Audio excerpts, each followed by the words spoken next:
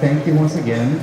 So I'm going to be presenting a little bit of background on this project, and then also a greater background on my studio practice, my ideas, my theorems, the nonsense that happens in my studio on a regular basis.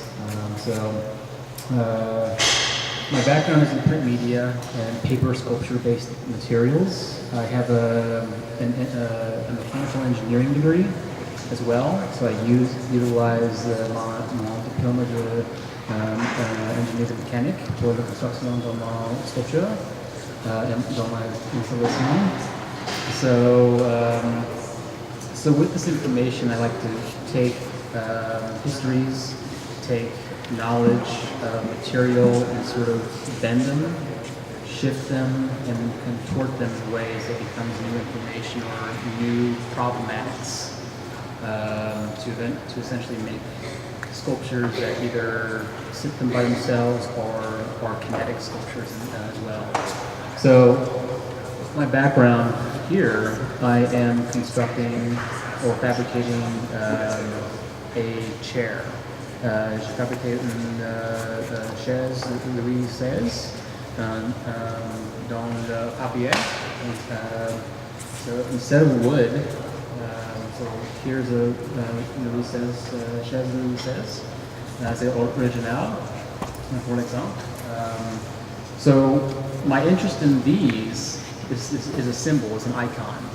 This chair was something very important at a specific point in time in cultural history, where during this time this was the design for a king, but then eventually during the French Revolution, King Louis ended up being beheaded and dying. But what happened was, around the same time, a lot of printing and the press and information was much more prevalent to the greater community, which helped with the French Revolution. And it became this iconic symbol for me around this convergence of history, of kingship, of the people, like all these sort of things that are just kind of coming back again today with digital, with especially the U.S. presidency right now, information. So all these things are really interesting to me. So my project is to take newspaper, le Journal, le Métro à Montréal, le Journal Québec, le Journal ici, and reconstruct it, shift it, and recycle it back into wood, back into a usable material. It becomes a new way of talking about information. And this is an example of what I'm doing, slowly, through lots and lots of time and labor. So as you can see, this is just a standard newspaper that I've taken and modified by gluing it over and over and pressuring it over and over again and cutting it out with a bandsaw. And what it does is it looks like wood. It looks exactly like wood because of the structure of it. It's kind of like extreme plywood. It's very strong, as dense as hardwood, but cuts like softwood. So it's this weird engineering thing that happens. So that's the basis of it. So throughout my whole project here is to kind of open up my private studio practice, which I'm kind of really OCD about, and then sort of performing in a way and opening up and letting the audience see how I go through these productions, these steps. And similar to that of a woodworker or a cabinet maker or a sculptor, sort of letting you know all the steps, similar to that of a museum display. Even the table here has evidence of my time being every day it's changing and shifting. Now, my background work, this rabbit hole. I'm going to show you a few sculptures, une pure installation dans la place. Ici, une installation par the Distance Arc. This is a sculpture called Distance Arc, and it is a kinetic sculpture installation piece and it's all made of paper, and it's been quilted, hand stitched, and silk screened with rust. And what happens is it's a dormant piece. It's a reproduction of a hot air balloon.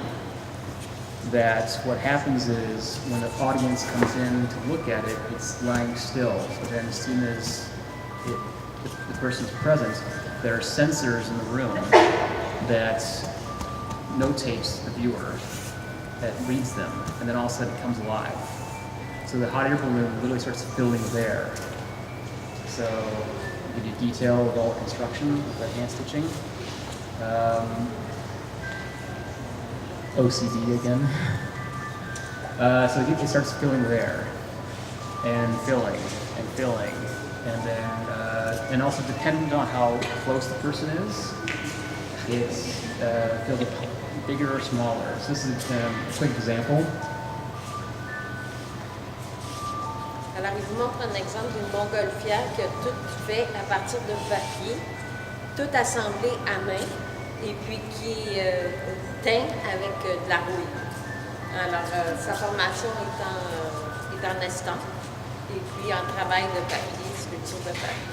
Puis là, la montgolfière se gonfle avec une soufflerie à air chaud, comme on faisait à l'époque avec les montgolfières. So depending on the viewer, the time of day, it's random how much it fills. Sometimes it'll only fill to about a foot. Sometimes it'll fill the whole room. What's also important is that it's a sound piece because it's quilted paper and just it's only newsprint, nothing else. It makes a lot of sound. It sounds like ruffling paper, leaves, fire, all these possibilities. The important thing also to note is that for every time I exhibit this piece, I have to remake it because since it's newsprint, it destroys itself by the duration of the exhibition.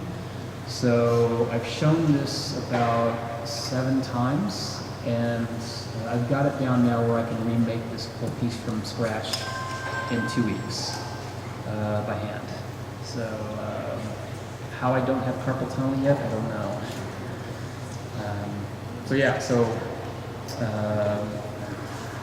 Another piece that another body of work I just finished that relates to this previous work is an examination of not only a global history, a relationship, but my own personal history in response to it in parallel.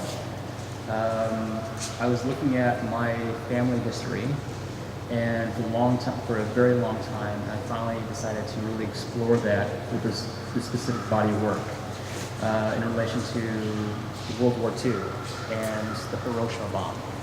So my grandfather was a radar operator for the bombing of Hiroshima, for the nuclear blast, and it was always a family secret until recently. So it was this thing that we never talked about because it was pretty damaging on multiple levels. So I made a bunch of sculptures and paper-based projects around this. This is one of them. This is more towards the identity of my grandmother having to deal with this secret because my grandfather came home from the war. He had to keep this secret. It was confidential, and it wasn't declassified until after he died. So she kept this secret for over 40 years. So whenever she passed away finally, I decided to make a quilt for her, but all out of paper. And the image of the quilt is actually printed on the surface. It's silk screened, and it's actually not the CMYK, cyan, magenta, yellow, black, but it's actually rust. All the stages of rust. Rust isn't just red, it's actually black, yellow, blue. It's basically how old it is.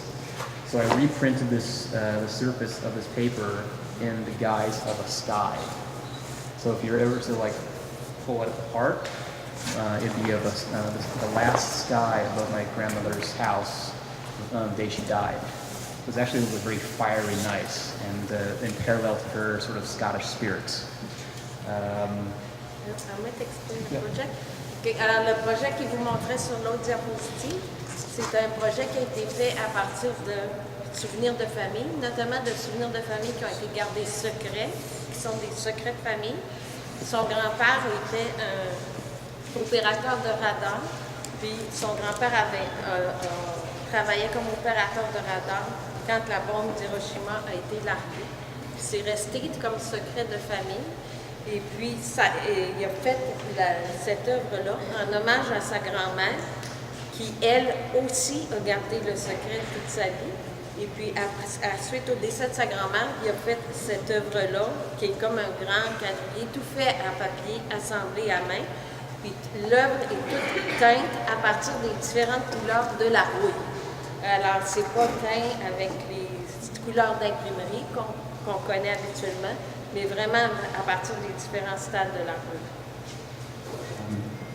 And also what's important about this piece is that it's a live piece.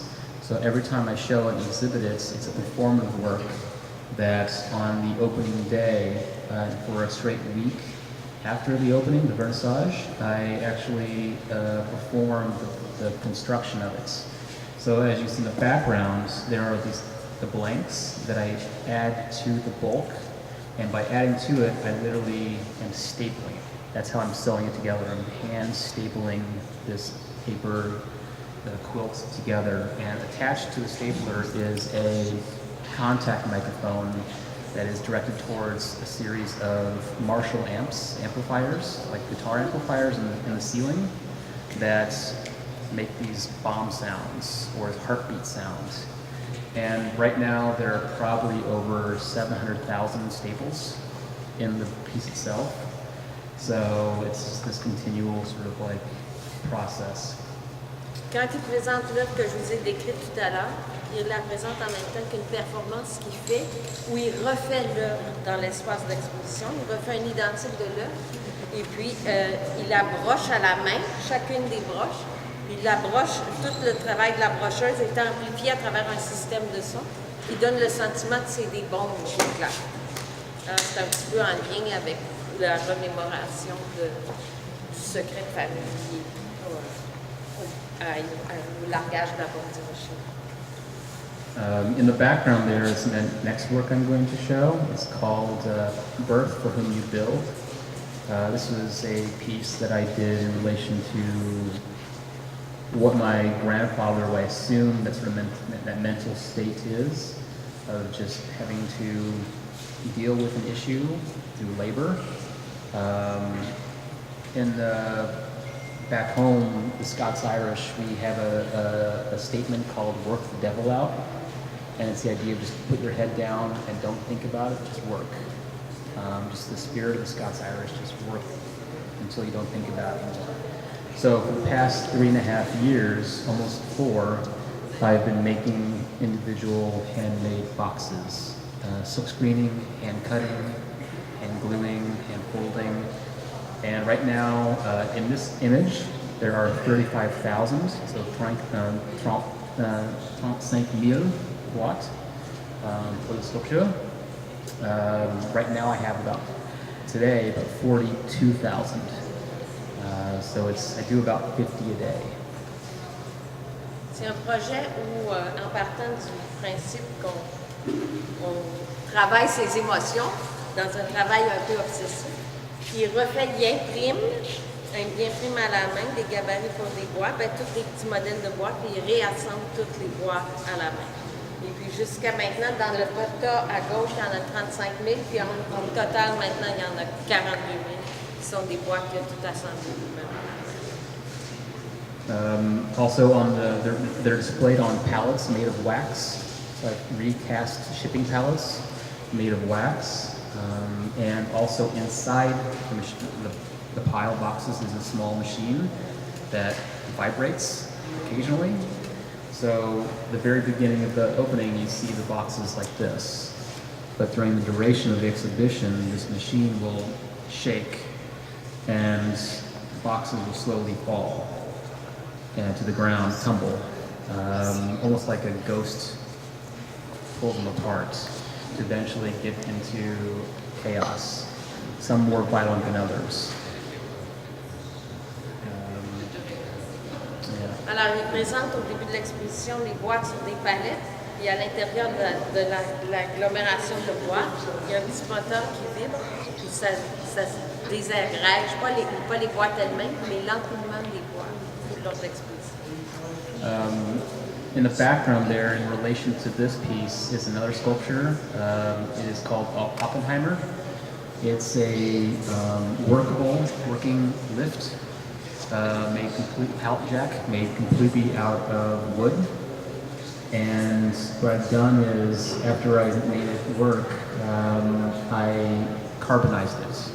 So it's been completely turned into charcoal.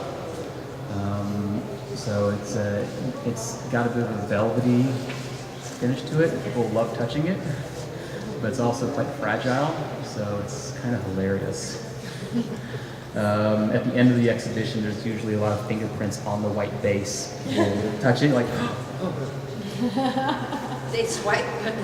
yeah. So it's the gallerists love it. I also make small works. This is a couple pieces that are in relation to the show, in relation to the history of the United States, my grandfather, and being from Chicago, sports and baseball. This is a Civil War cannonball that I found in my grandmother and grandfather's house in their garden when I was about 7 years old. I kept onto it, and the reason why I liked it was because it was the same size as a baseball. Back home in Chicago, you're either a Cubs fan or a White Sox fan, so I was always a Cubs fan because my grandfather actually played for the Cubs. When he came back from the war, he was a pitcher for the Cubs for about 3 years before he blew his arm out. And then he went to become a coal miner for the rest of his life. So what I did is I took this cannonball that I always loved, and then when he passed away, I inherited his last game ball for playing for the Cubs. And on it says official National League. So I transcribed that statement, official National League, onto this Civil War era cannonball to kind of put an homage to what we refer to in baseball as pitchers as having a cannon for an arm, but also the fact that in the United States, war is it's a league itself. It's kind of a play on the ridiculous and the nasty. Ça, c'est une petite œuvre où il reproduit un boulet de canon de Secession War, right? Civil War? C'est la guerre de sécession. Et puis, ça se trouve être la même grosseur qu'une balle de baseball. Et puis, son grand-père a été pitcher pour les Cubs de Chicago, qui est un club de baseball assez connu. Je pense que c'était la même ligue que les Expos de Montréal. Et puis, il a reproduit sur la boule de canon le Official National League, qui réfère un peu à une ligue sportive sur une boule de canon. Alors, il y a vraiment comme un amalgame des deux réalités. With that as well, I decided to make a series of small sculptures out of copper, the residues of my studio practice. And I've been making matches, copper matches, burnt copper matches, and displaying them in this sort of fashion. And I actually make them and produce them for galleries, but I also produce them and leave them in innocuous places that would be found and probably thrown away, but sort of these little residues. Ça, c'est une série d'allumettes de cuivre. And then also, I counterfeited a 1943 copper penny, U.S. penny. It's an extremely low relief sculpture on both sides. And I think it's important for this piece because in 1943, all the pennies in the United States were copper. They were actually steel because they needed the copper for bullets and for the war. So with this, I really wanted to make a poetic statement saying if the pennies were made of copper, then there wasn't a war. Then there wasn't Hiroshima, and there wasn't, the Holocaust. all these sort of things. So I've shown it 4 times. Each time it's disappeared. Somebody has like grabbed it, and then the docent actually grabs them before they take it. So it's been a fun piece. It's had a lot of legs. Ici, c'est une contrefaçon d'une pièce de 1 cent de 1943 qui est faite en cuivre. À l'époque, en 1943, les Américains avaient arrêté de produire le 1 sou en cuivre, le produisaient en acier parce que le cuivre était réservé pour l'armement, pour notamment les pointes d'obus, des trucs comme ça. Alors, c'est un peu une fiction, comme si la guerre n'avait pas existé. In relation to this project I'm doing here as well, I make a lot of video-based work, and a lot of video-based work based off of almost instructions, how-tos, that sort of thing.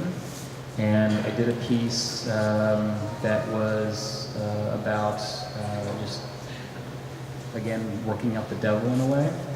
And this piece was, I wanted to make bread, but make it different. And really explain this idea of transformation, the transformative, psychological, the after effects, the body. You only see the hands in this, and what it is flour, rust, and water makes bread. So instead of everything else, it's actually the rust. And what happens is you go through this process, and there's a lot of hidden sort of clues to the content as well, using Japanese wasabi bowls, past and present, all these sort of things that relate back to my grandfather and my grandmother dealing with these issues. Alors ici, c'est une vidéo qui a réalisé qui montre la fabrication d'un pain à partir d'eau, de farine et de poudre de cuivre. Non, de rouille, de farine de rouille. And then what happens is every time I exhibit the work, in conjunction with the video, I have the curator of this exhibition. He or she will make the bread in their own kitchen.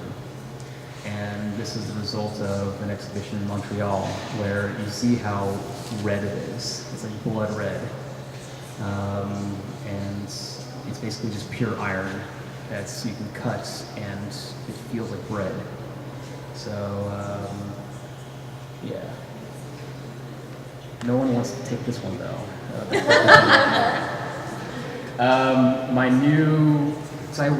My projects take about 3 to 5 years to finally to finish. My next body of work that we're working on, I recently started, is in relation to the box piece. I want to make an assembly line, a full-on 100% functioning assembly line, where it's a box factory. So from the very beginning, you have blank paper, and by the end, you have boxes. But as you can see, this is one of my quick bar napkin sketches, trying to explain it to one of the curators who is involved with this project. Every component, every station of a factory, the part that folds the paper, the part that silk screens it, prints it, cuts it, there's all of these parts, or these components that do a function. So I'm taking these components, and each function will have another function added to it. To basically tell almost like a life story of myself to this degree, but also how ridiculous it is. Alors dans ce projet-ci, il imagine une chaîne de production de boîtes, un peu dans la limite de son autre projet. So at Papier in Montreal this year, I introduced the very first components. They're all individual sculptures themselves that will eventually link up and make one entire performative installation. It's going to create sound and noisy. It's going to be Chicago in so many ways. Like I want to make a love note to Chicago and to big cities, but also to the personal. So I introduced the first component. This is Boombox, and it's a collection of vinyl albums that are real, that actually play, that The very first vinyl album I bought when I was a kid. It's the last one I bought in Chicago before I immigrated to Canada. And it is a live functioning DJ booth where the docent is the person in charge of the gallery is charged with actually being the DJ as well. So at the very top you see in an assembly line the parts where the boxes move from point A to point B. You see that happening, and on the very bottom you see the palette that loads it with working stereo speakers and everything. So this is sort of like, so the vinyls in there are very much coordinated to be similar to that of a mixtape or something that denotes a curated experience, an idea, personality, just being mine. So it has everything from hip hop all the way to blues, metal, jazz, spoken word, everything bluegrass, everything that I love. And so yeah, so this is the first piece out of 18 total that will eventually become Box Factory. Et cet élément-là est un élément de sa chaîne de montage. Puis alors on voit la plateforme de roulement où les boîtes vont circuler. Et puis c'est déposé sur un meuble qu'il a produit lui-même, dans lequel il y a les disques, des disques vinyles qu'il a achetés quand il était petit, quand il a commencé le premier disque vinyle qu'il a acheté, jusqu'à ce qu'il déménage des États-Unis. Et puis quand c'est présenté en exposition, la personne qui présente l'exposition doit mettre la musique puis choisir les pièces. Alors elle agit un peu comme DJ. When we showcased this at Papier, the audience either loved this or hated it because it was loud. So yeah, so it definitely made some noise. And that's it. So merci beaucoup. Have fun today and enjoy the rest of the symposium.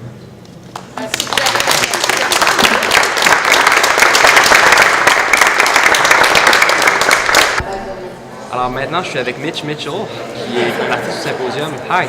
Hi. Alors l'entrevue sera faite en anglais, étant donné que sa langue maternelle est anglais, mais tout sera traduit au bas de l'écran. So Mitch, you're an artist, you're from Chicago in the United States, Illinois, and right now you're established in Montreal, is that correct? That's correct, yes. So since you've been established in Montreal, what have you been doing ever since you came here? I came to Montreal for a position at the Corday University. I teach print media full-time there. Mm-hmm. I've been there for about 4 years now. Really? So, yeah. Before that, I was in Nova Scotia for 2 years, Newfoundland for a year, Edmonton, Alberta for 3 years, and then BC, the Yukon, Ontario, Saskatchewan, Manitoba, everywhere. So you're pretty much as Canadian as an American by now. Exactly, yeah. You've been everywhere. I've been every province and northern territory in Canada. Really? I've really stepped in and lived in every single province, northern territory. I did not myself. Yeah? And I'm Canadian. Isn't that crazy? Well, it's really interesting. And more in your art, what exactly are you doing here at Symposium? What I'm doing is I am going through the process of, from beginning to end, of refabricating a Louis XVI chair. But instead of using wood, I am actually making it all out of paper. In this case, laminating paper sheet by sheet by sheet through a slow, mundane, rhythmic process similar to that of a assembly line. Really? Yeah. Yeah, so that it takes obviously it takes a long time to do, and I believe you actually record yourself doing it for your YouTube channel, and so people can actually learn to do it themselves. Yes. Why inspire you to actually film yourself doing that? Why not just do it? Why did you think it was good for you to film yourself? I thought it'd be very interesting to have a record of it because in comparison compartments to the sculpture, the project itself examines not only contemporary history but re-examines the history of revolutionary history in France, but and sort of icons. I think every population, every space has had a moment such as this in regards to, in this case, the French Revolution.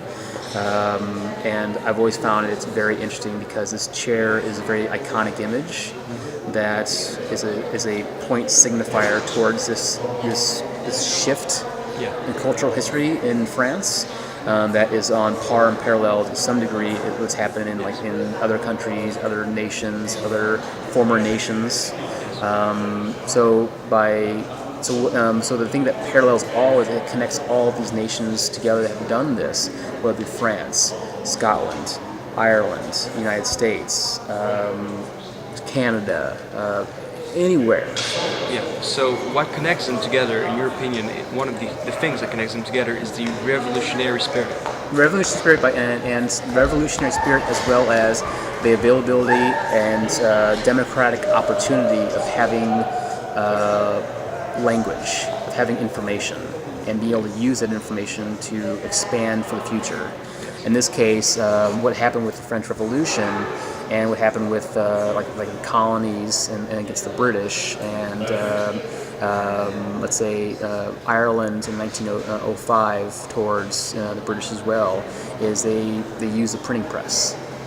They had they had a way of getting information out there to the public, to the masses, faster, quicker, and there's more of a literacy that was caused by that, and it became a declaration, a visual, graphic, as well as a statement. So with this process, I'm also using printing presses to laminate the paper together and parallel this sort of system. So yeah. So you're using printed press because you think it's kind of a statement to use printed press to actually make something physical, like a chair. Yep. So printed press has been so important in history, in your opinion, and as well as in fact, because it kind of is a fact. You're using printed press to make an object, so it kind of links all together. Yeah, that's why I hope that everything links together and converges nicely together.